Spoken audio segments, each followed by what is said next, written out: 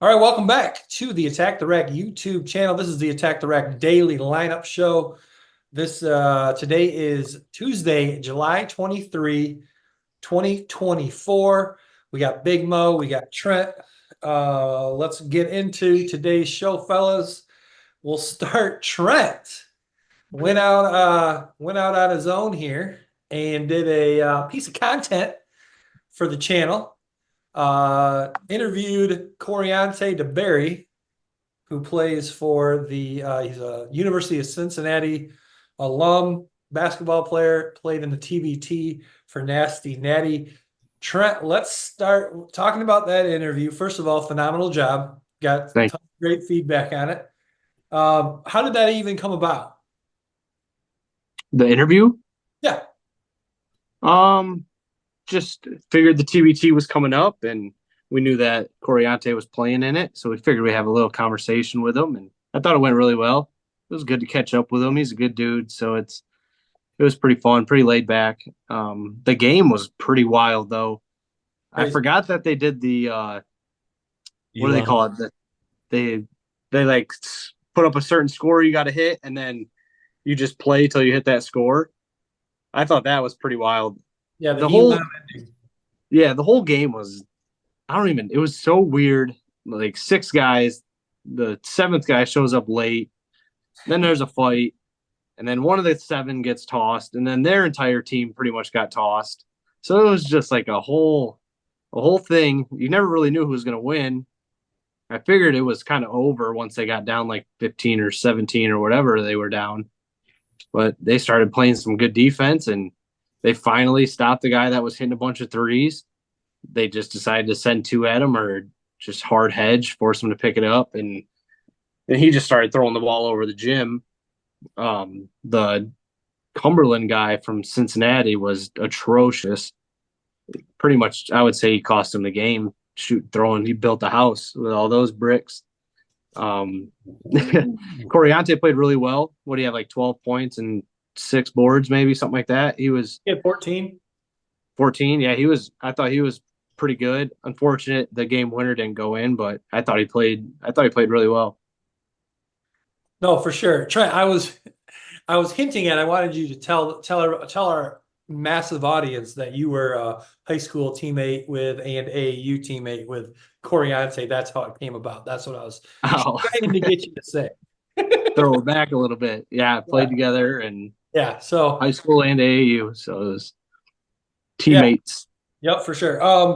Yeah, no, again, great interview. Thanks for doing that.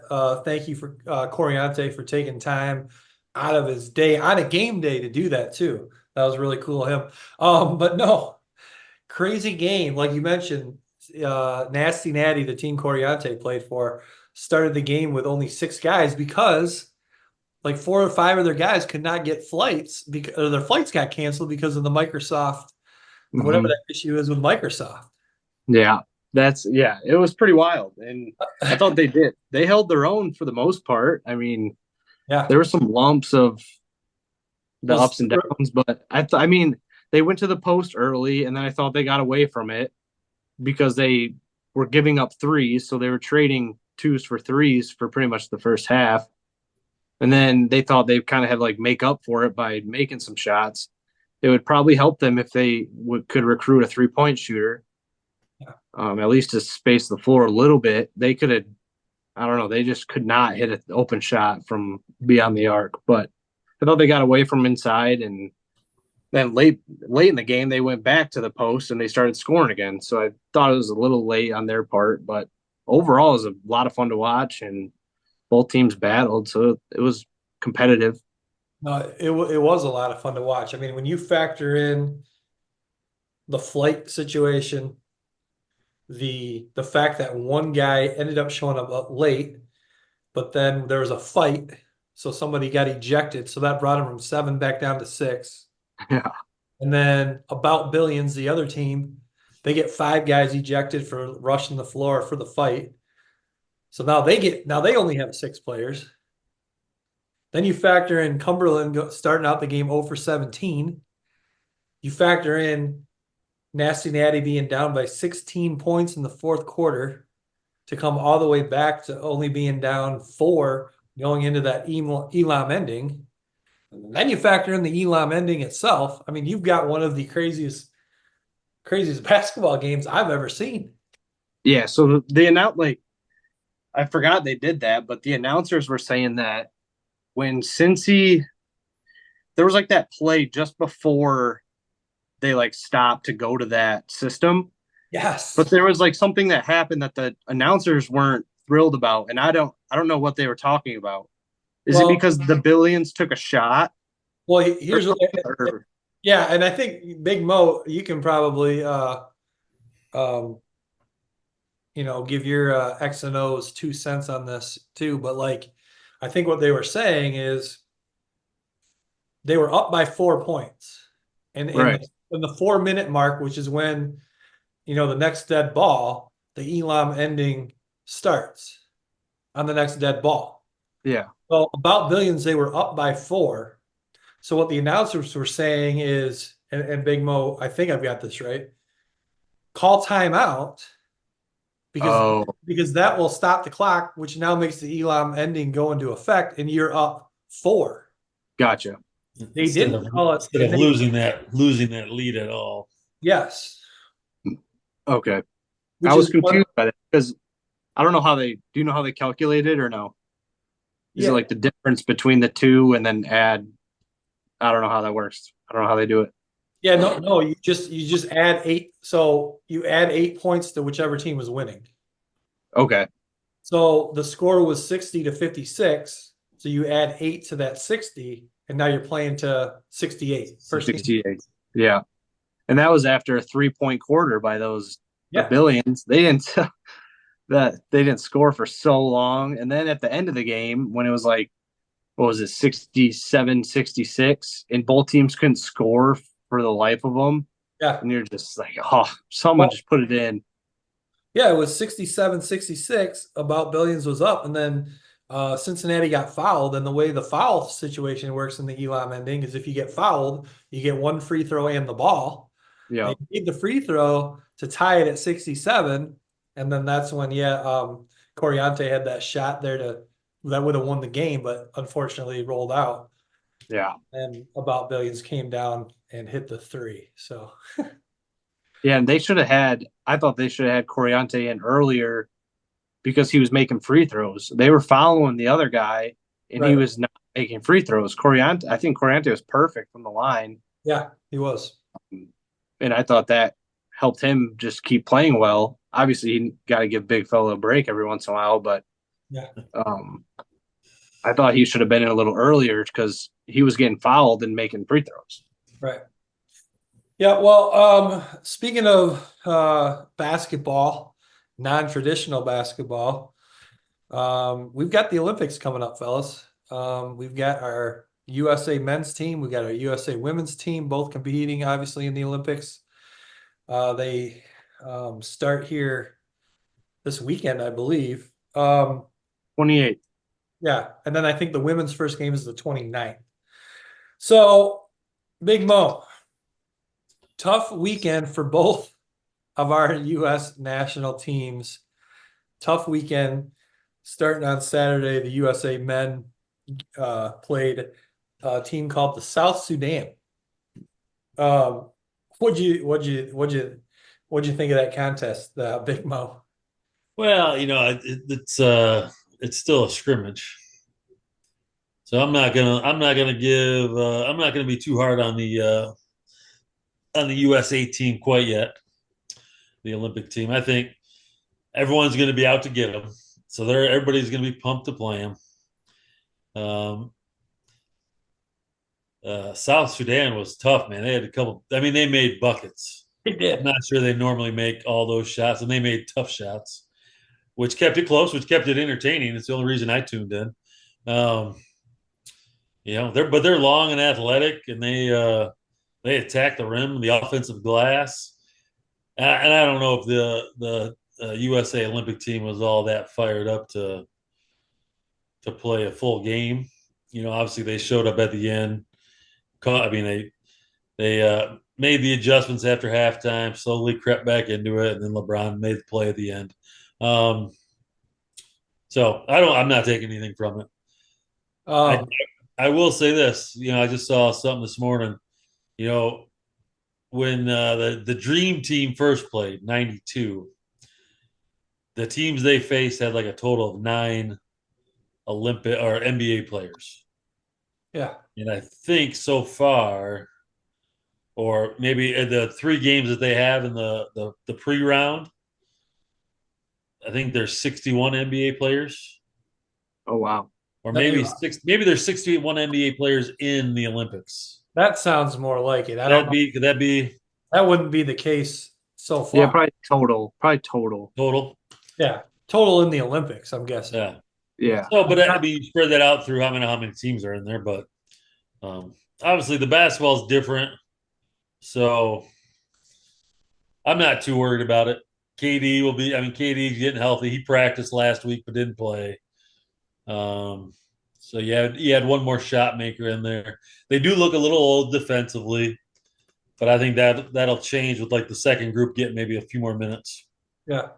No, I agree. I'm sure they're probably sick of playing these pointless games and they just want to get to the Olympics. But that's on the other hand, I think they were a 46-point favorite against South Sudan.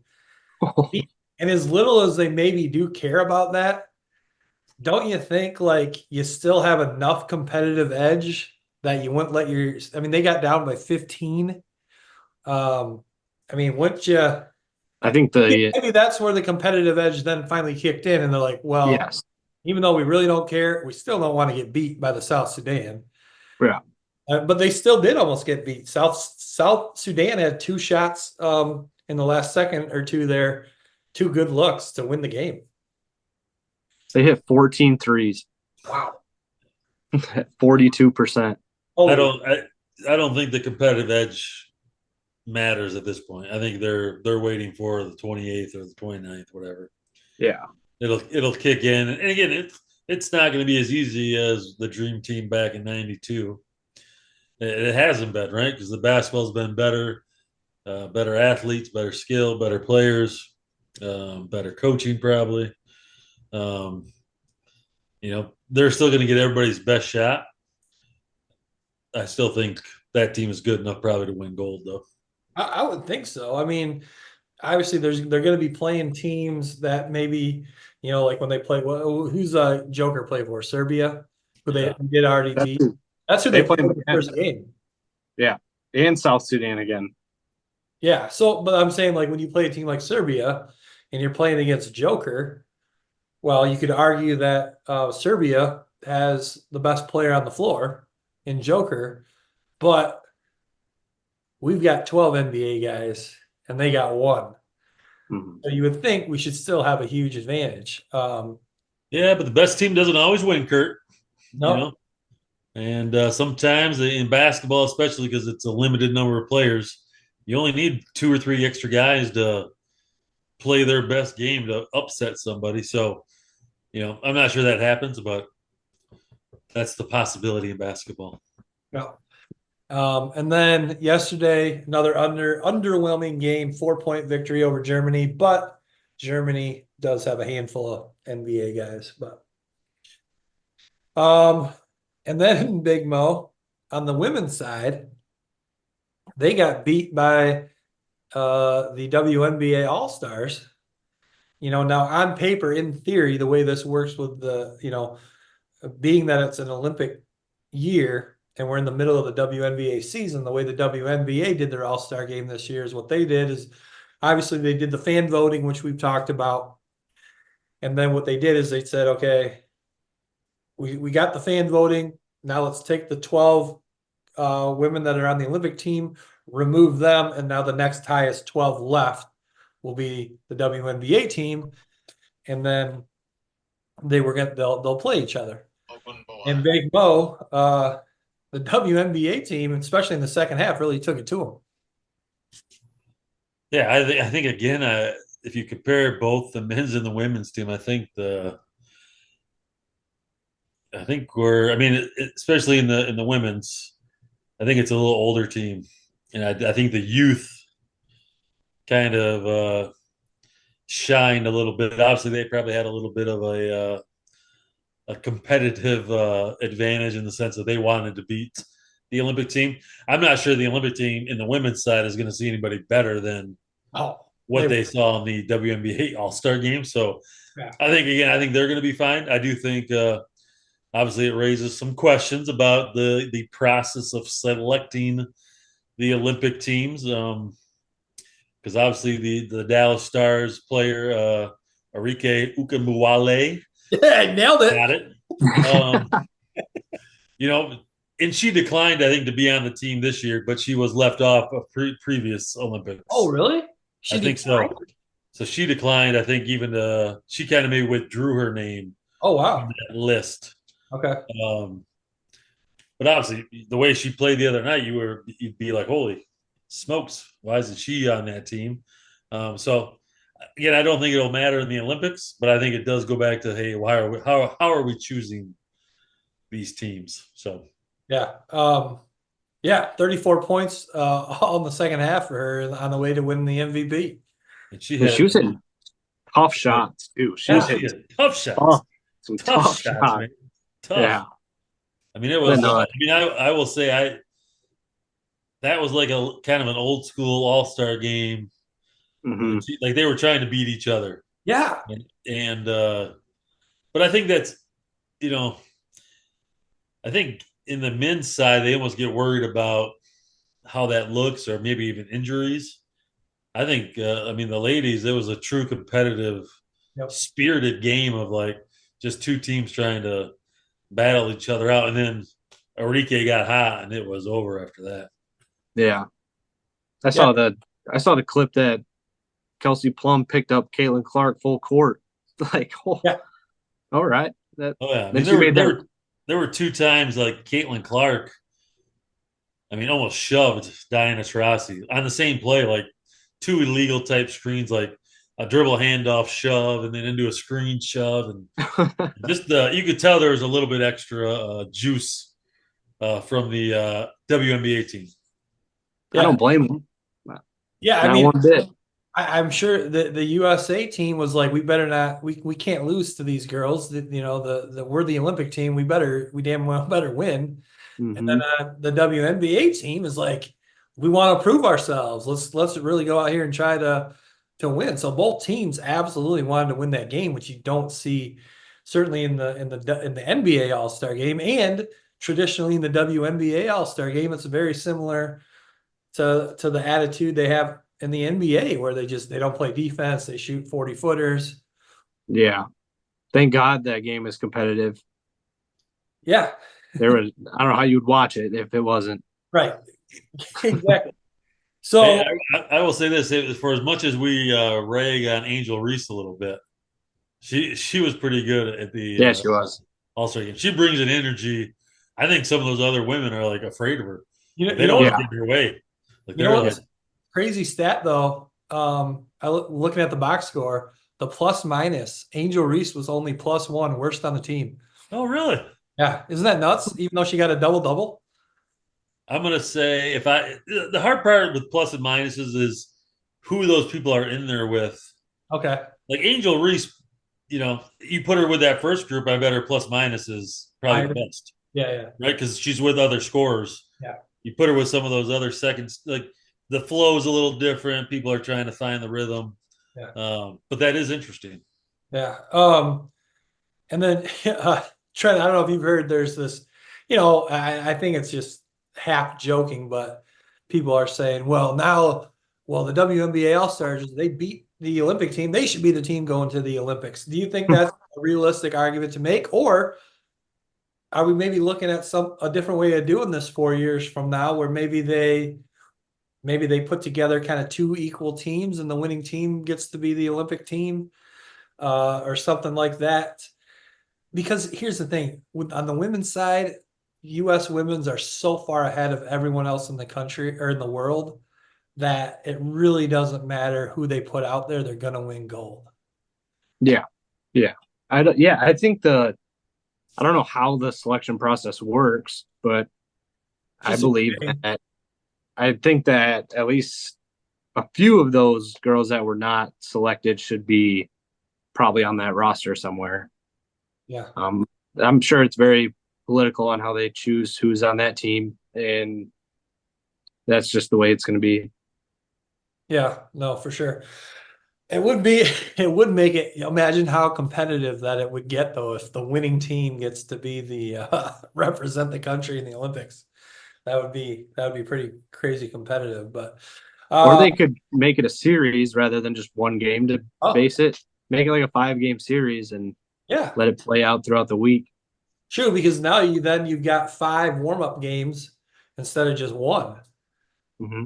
as well. Because I believe this is the only warm-up tune-up game the US women's gets. Yeah, 5 game series of the best women in the WNBA would be pretty interesting. Yeah, it would. That would. I mean, but yeah, I think we're also really talking about 3, maybe 4 players that probably make the difference. Yeah. Like if you slide Arike, Caitlin, Angel, um, and you mentioned one other one. Who was I Well, thinking? Leah Boston even or Kelsey Yeah, Mitchell. yeah. I'm thinking maybe even just those 3. Yeah. You change the Olympic team dramatically just on that night, just based on some of their youth and ability. And I guess, and there were other. I thought the youth and the speed of the women, the WNBA team, was the surprise factor against the Olympic team. Yeah. Defensively, it was just the difference. Yeah. Yeah. All right, we are getting close here, fellas. Let's wrap it up. We got to mention the Open though. The Open Championship finished up Sunday. Big Mo, your Danny Brown pick. I He mean, was he was good until Sunday morning. yeah, but still top 10 finish. Was Yeah, he? it's Okay. impressive. Yeah. I gotta throw it out there. I watched it in the morning, so I was still feeling kind of good before he Yeah. teed off. And then my daughter wanted to go watch Twister, so we went to Okay. the movies. Okay, sure. Well, So no, but like I was saying, top 10 finish. Here's a guy I think you mentioned last week on Thursday's program, 50 to 1 odds. I think you said maybe. well, I think it was like Oh, more than 50,000. that. It Yeah, was like 50,000 to one. yeah, it was insane. Like Yeah, 50,000. yeah. Okay, and then so you factor in that. I looked it up. He's only made one cut all season. He's only made 24 grand this season. That's it. Well, what was his payout? What was his payout with finishing in the top 10? I'm not sure, but True. very It's good. probably I'm over. sure. It's probably like, well, what the winner got 3, Yeah. Yeah. probably like 500,000. Shit. And then my pick, Scotty Scheffler. What did he finish? I think he finished tied for 7th. So He played pretty well. Well, he started out pretty good on Sunday, and okay. then a couple holes kind of took him out of it. But then winner Xander won second major, right? This season, Trent. Yeah, I picked him. Yeah, you did pick him. That's right. You did. So The worst part is I didn't actually put a bet on him. I should have, but I didn't. yeah. And then he freaking won. But probably if I bet it, he probably wouldn't have won. That's the kind of luck I have. Uh, all right, fellas. Looks like Tuesday's show here. We're wrapping up. Anything else you guys want to mention? Anything we missed? Anything else happened over the weekend? Hey, Danny Brown made $317,000. Nice. Wow. That's Hey, it. He's done for the year. it's not a bad payout. Not at all. Hey, a quick little for the TBT. Oh yeah. How about the D? We are D3 team. Oh. How All did they? D3 guys? Yeah, all ex D3 guys. Okay. They won their first game, Okay. and then they lost on a buzzer beater against the number 1 seed. Wow. Wow. Yeah. So shout out to them. Yeah, for sure. Yeah. I saw that the Cincy region, both those teams lost. Nasty Natty and Xavier lost. So both the top seeds in that Cincy region lost. Wow. That's toss-up region now. Well, another I didn't even mention that. Another crazy aspect to that game, the fact that an 8 seed beat the 1 seed. I mean, at Cincy's on Cincy's floor. Yeah. It's tough. Well, Big Mo, you mentioned shout out to the D3 team, both of you guys, former D3 players. So pretty cool. Yeah. So. It's good basketball. We didn't get the call, Big Mo. No, maybe. I think I'm past my prime. Hey, I will say this: when our company here gets to, I'm not going to throw out a number. We'll talk about it behind doors. But when we start bringing in enough money, a certain amount, we will try to see if we can sponsor a TBT team. And and you guys can coach it, and then we'll try to put together a squad. Sounds like a plan. Do it. All right, fellas. Have a good Tuesday night. We'll see you tomorrow. See ya.